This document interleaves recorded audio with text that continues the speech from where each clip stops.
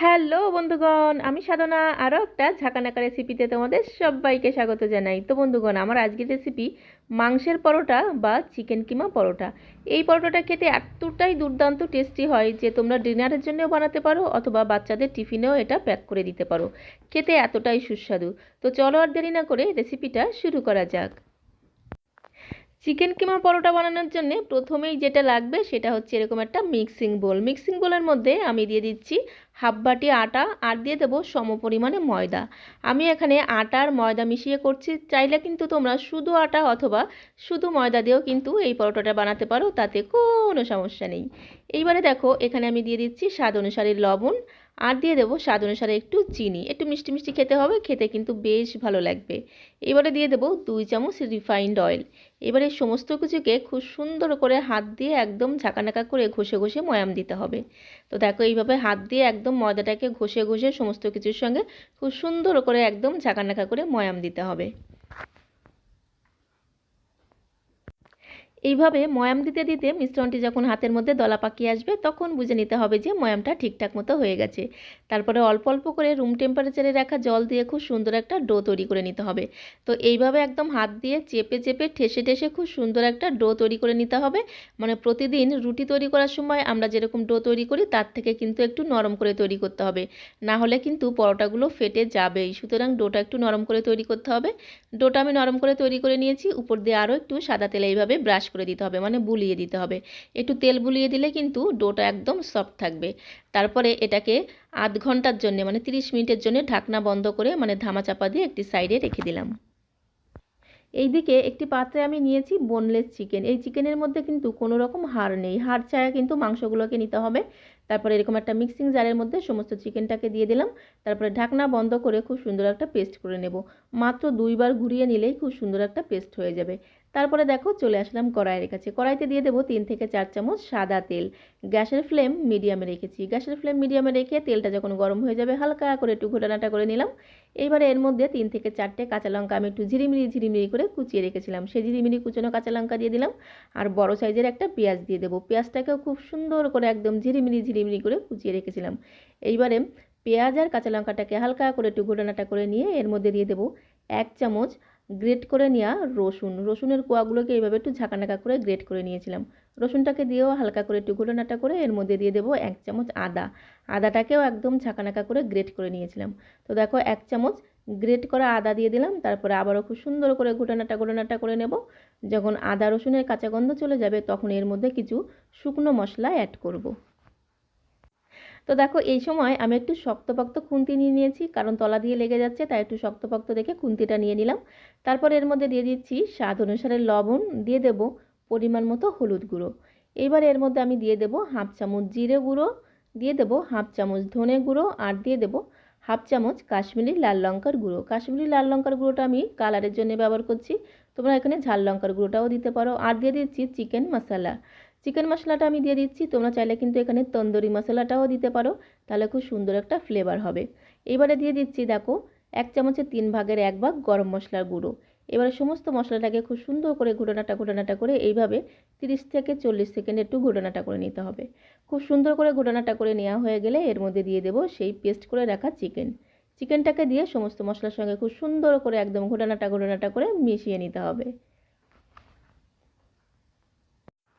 চিকেনটাকে আমি মিনিট খানেক সমস্ত মশলার সঙ্গে খুব সুন্দর করে ঘোটানাটা করে মিশিয়ে নিয়েছি। এইবারে এর মধ্যে আমি দিয়ে দিচ্ছি একটা সেদ্ধ করা আলু। আলুটাকে আগে থেকে খুব ভালো করে সেদ্ধ করে রেখেছিলাম। তারপরে এরকম একটা গ্রেটার দিয়ে খুব সুন্দর করে একদম ঝাঁকানাকা করে গ্রেট করে দিতে হবে। এতে আলুর মধ্যে কিন্তু কোনো রকম দলা ভাব থাকবে না। আর চিকেনগুলো দেখো একদম কিমার মতো দেখতে লাগছে। তেলের মধ্যে দেওয়ার পরে চিকেনগুলো কিন্তু এরকম ছোট ছোট কিমার মতো তৈরি হয়ে যাবে। তারপরে দেখো আলুটাকে চিকেনের সঙ্গে খুব সুন্দর করে ঘোটানাটা করে মিশিয়ে নিতে হবে। আলুটাকে চিকেনের সঙ্গে খুব সুন্দর করে একদম ঘোটানাটা করে মেশানো হয়ে গেলে এইবারে ধামা চাপা দেবো, মানে ঢাকনা বন্ধ করে 5 থেকে 6 মিনিট গ্যাসের ফ্লেম একদম লোতে রেখে চিকেনটাকে রান্না করে নিতে হবে। মাঝখানে 2বার ঢাকনা তুলে আমি চিকেনটাকে ঘোটানাটা করে দিয়েছি, না হলে কিন্তু তলা দিয়ে পুড়ে যাবে। তো এখন আমি তোমাদের 5 থেকে 6 মিনিট পরে দেখাচ্ছি। দেখো চিকেনটা কিন্তু অনেকটাই হয়ে গেছে, সেদ্ধ হয়ে গেছে, নরমও হয়ে গেছে। এইবারে এর মধ্যে দিয়ে দেবো আমি হাফ চামচ কসুরি মেথি। কসুরি মেথিটা দিলে খুব সুন্দর একটা ফ্লেভার হবে। তো হাতের মধ্যে ডলে কসুরি মেথিকে দিয়ে দিলাম। এইবারে দিয়ে দিচ্ছি স্বাদ অনুসারে একটু চিনি। এবারে কসুরি মেথি আর চিনিটাকে আবারও খুব সুন্দর করে ঘোটানাটা করে নিতে হবে। খুব ভালোভাবে মেশানো হয়ে গেলে আবারও 2 মিনিটের জন্য ঢাকনা বন্ধ করে গ্যাসের ফ্লেম একদম লোতে রেখে চিকেনটাকে রান্না করে নিতে হবে। এখন আমি তোমাদের 2 মিনিট পরে দেখাচ্ছি। চিকেনের পুরটা কিন্তু একদমই রেডি হয়ে গেছে, আর পুরের মধ্যে দেখো একটুও কিন্তু জল নেই। এইবারে চিকেনের পুরটাকে একটি পাত্রে নামিয়ে নিতে হবে। তো এরকম একটা হাতা বা চামচের সাহায্যে একদম ঝাঁকানাকা করে একটি পাত্রে আমি নামিয়ে নিচ্ছি। তো দেখো খুব সুন্দর তৈরি হয়ে গেল চিকেনের পুর। এদিকে যে ডোটা আমি তৈরি করে রেখেছিলাম সেই ডোটাকে ঢাকনা তুলে নিলাম। তারপরে আরও একটু ঝাঁকানাকা করে খুব সুন্দর করে একদম হাত দিয়ে চেপে চেপে ঠেসে ঠেসে আরও মিনিট খানেক একটু খুব ভালো করে মেখে নিতে হবে।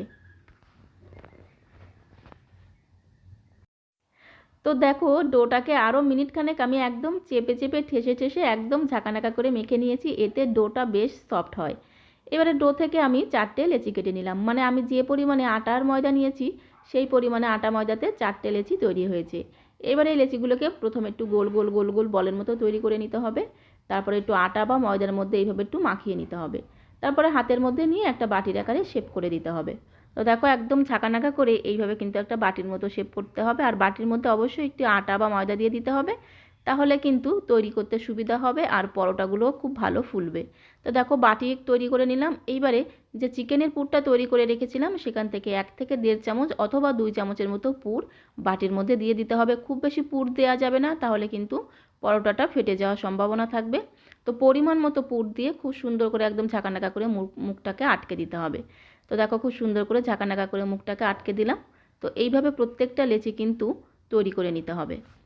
এবারে লেচিগুলোকে বেলে নিতে হবে। তার আগে কিন্তু হাত দিয়ে যতটা সম্ভব এইভাবে চেপে চেপে চেপে চেপে পরোটাটা তৈরি করে নিতে হবে। এতে পুরটা চারিদিকে ছড়িয়ে যাবে আর পরোটাটাও কিন্তু ফেটে যাবে না। তো যতটা সম্ভব হাত দিয়ে এইভাবে একটু প্রেস করে করে পরোটাটাকে একটু বেলে নিতে হবে। তারপর একটা বেলনি দিয়ে একদম হালকা হাতে এইভাবে একটু প্রেস করে করে পরোটাটাকে কিন্তু বেলতে হবে। খুব বেশি কিন্তু চেপে পরোটাটাকে কিন্তু বেলবে না, তাহলে কিন্তু ফেটে যাবে। তো দেখো খুব সুন্দর করে একটা গোল পরোটা তৈরি করে নিলাম। আর এই পরোটাটা একটু মোটা করে তৈরি করেছি। এই দেখো এরকম একটু মোটা করে পরোটাকে তৈরি করে নিতে হবে। তারপরে চলে যাব কড়াইয়ের কাছে। এদিকে আমি একটা ননস্টিক প্যান গরম হতে বসিয়ে দিয়েছিলাম। প্যানটা যখন গরম হয়ে যাবে একটা করে পরোটা প্যানের মধ্যে দিয়ে দিতে হবে। তারপরে এপিট ওপিট উল্টে পাল্টে হালকা করে একটু সেঁকে নিতে হবে। গ্যাসের ফ্লেম মিডিয়াম টু লোয়ে রেখে হালকা করে পরোটাটাকে এপিট ওপিট হালকা করে সেঁকে নিয়েছি। এবারে 1 থেকে 2 চামচের মতো সাদা তেল দিয়ে আমি পরোটাটাকে ভেজে নেব। আমি এখানে সাদা তেল দিয়ে পরোটাটা ভাজছি, তোমরা চাইলে কিন্তু এখানে ঘি অথবা বাটার দিয়েও পরোটাটাকে ভাজতে পারো, এতে কিন্তু দুর্দান্ত টেস্ট হবে। তো দেখো খুব সুন্দর করে এপিট ওপিট উল্টে পাল্টে গ্যাসের ফ্লেম একদম মিডিয়াম টু লোয়ে রেখে এইভাবে পরোটাটাকে একটু সময় নিয়ে ভাজতে হবে, না হলে কিন্তু ভেতরে কাঁচা থেকে যাবে। মোটামুটি 3 থেকে 4 মিনিট সময় নিয়ে পরোটাটাকে এপিট ওপিট উল্টে পাল্টে দেখো লাল লাল করে ভেজে নিয়েছি। পরোটা ভাজা হয়ে গেছে আর কালারটাও দেখো কত সুন্দর হয়েছে, দারুণ কালার এসছে কিন্তু। এবারে পরোটাটাকে একটি প্লেটে আমি সার্ভ করে নেব। তো বন্ধুগণ, এইভাবে তোমরা একবার হলেও বাড়িতে চিকেন পরোটা বানিয়ে খেয়ে দেখতে পারো। আশা করি তোমাদেরও ভীষণ ভীষণ ভালো লাগবে। বাড়ির ছোট থেকে বড় সবাই ভীষণ মজা করে খাবে। আর একবার যদি তুমি এই চিকেন পরোটা তৈরি করো, বারবার তোমাকে রিকোয়েস্ট করবে এই রেসিপিটা বানানোর জন্য। তো এখানে আমি 3টে পরোটা রেডি করে নিয়েছি। একটি পরোটা আমি পরে ভেজে নেব। আর সাথে নিয়েছি মিক্স স্যালাড। এখানে আমি শসা, পেঁয়াজ, গাজর একসঙ্গে একটু ঝিরিমিরি করে কুচিয়ে নিয়েছি। আর সাথে দিয়েছি টমেটো সস। আর পরোটাগুলো কতটা সফট হয়েছে দেখেই বুঝতে পারছো। একটি পরোটা তোমাদের একটু ছিঁড়ে দেখিয়ে দিচ্ছি। ভেতরে দেখো পুরো 2টো লেয়ার তৈরি হবে আর চিকেনের পুরো ঠাসা। এই চিকেন পরোটাগুলো টমেটো সস আর মিক্স স্যালাডের সঙ্গে খেতে দুর্দান্ত লাগে। তো বন্ধুগণ, আজকের এই চিকেন পরোটা রেসিপিটা তোমাদের কাছে কেমন লাগলো কমেন্ট বক্সে অবশ্যই লিখে জানিও। ভালো লাগলে আমার চ্যানেলটিকে একটি লাইক আর শেয়ার করে আমার চ্যানেলের পাশে থেকো। আর আমার চ্যানেলে যদি কোনো নতুন বন্ধু এসে থাকো, প্লিজ আমার চ্যানেলটিকে লাইক করে রেখো, যাতে যখনই এরকম সুন্দর সুন্দর ভিডিও আপলোড করব সঙ্গে সঙ্গে আগে নোটিফিকেশন তোমার কাছে পৌঁছে যায়। তো আজকের মতো এই পর্যন্ত। সবাই ভালো থেকো, সুস্থ থেকো। আবারও দেখা হবে নতুন কোনো ভিডিওর সাথে। সবাইকে অসংখ্য অসংখ্য ধন্যবাদ।